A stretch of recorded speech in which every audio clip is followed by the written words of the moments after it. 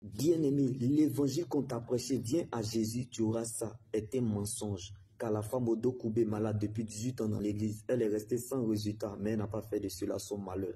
L'évangile de la facilité ou de la prospérité qu'on t'a prêché est une pire malédiction. Car Abraham était dans l'idolâtrie, ses parents furent idolâtres. C'est par la foi qu'Abraham est parti sans savoir où il allait. L'évangile de Jésus va t'emmener sur les sentiers, d'où les gens vont te dire que tu n'es pas chrétien. Comme Abraham a dû attendre 25 ans avant d'avoir son Isaac, que tu n'es pas de Dieu, tu n'es pas converti. Pour toi, là, c'est une malédiction. Car le grand Dieu que nous adorons ne peut pas te permettre d'être dans cette situation. C'est l'oreille qui écoute, qui donne de l'importance à la bouche qui parle. Ce que les gens disent est important, mais n'a pas de valeur. Les gens peuvent parler, mais il y a une seule parole, dont la parole est éternelle, qui accomplit tout ce qu'elle dit, qui est la parole de Dieu.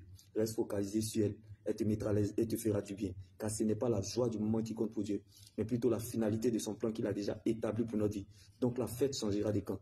Dire qu'on est chrétien, c'est facile. Tout le monde peut le dire. Mais rester chrétien jusqu'à la fin, c'est une autre chose. Être chrétien, c'est bien. Mais cela ne suffit pas, car c'est tout un combat. Nous voulons régner selon le monde que le diable gouverne. Ça nous arrive. Nous tombons dans des combats inattendus. Mais par notre persévérance, nous sortons de là plus que vainqueurs. Que la persévérance soit le carburant de ta gloire. Shalom.